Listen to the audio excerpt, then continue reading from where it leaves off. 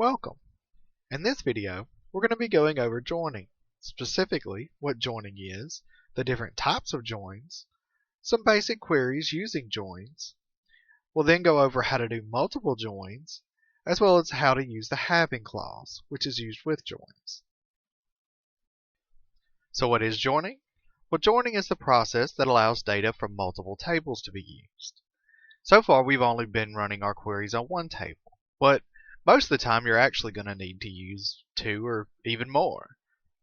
The four types of joins are inner, left, right, and full. An inner join, often just called a join, returns records that have matching values in both tables. It's the most common type of join and the one you're most likely to see. If you look at this picture, you can see that of the two tables, only the inner portion where they overlap is returned. A left outer join returns all records from the left table and the matched records from the right table. So if you look at this image, you can see that it will return the entire left table, but only the portion of the right table that matches the criteria. A right outer join returns all records from the right table and only the matched records from the left. As you can see here, it loads the whole right table, but only the matching records from the left. And a full outer join returns all records from both tables when there is a match in either the left or right.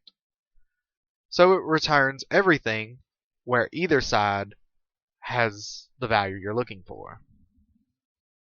So let's get started on those queries. As you can see, I've created a few tables here. But for now, we're only going to be using the name and purchase tables. I've moved to Workbench because it allows us to see our results without clicking around quite as much. Our name table is just what you saw before, and the purchase table has some product names along with a name ID, which relates to the name.id, and the DOP, or date of purchase.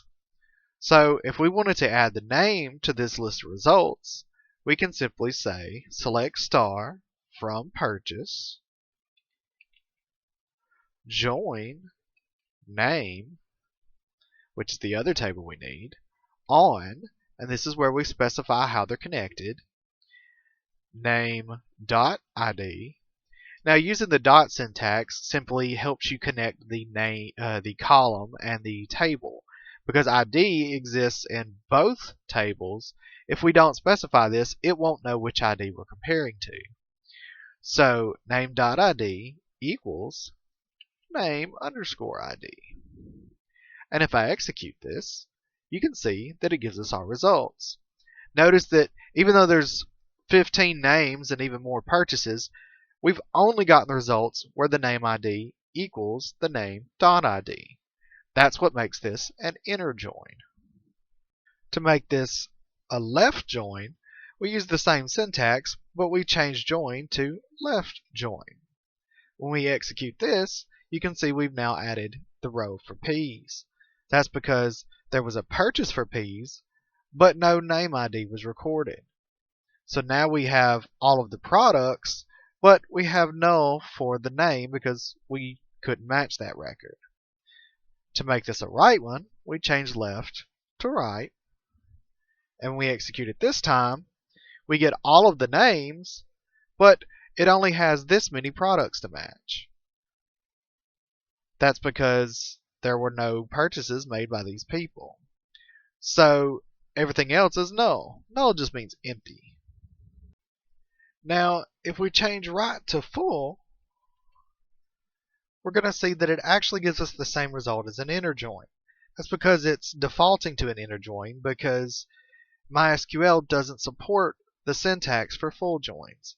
You have to achieve a full join by combining a right and left join. However, that requires a few things we haven't covered yet, so we'll have to push it off until later. That's it for this video. In the next one, we'll talk about doing more than one join, as well as the having clause.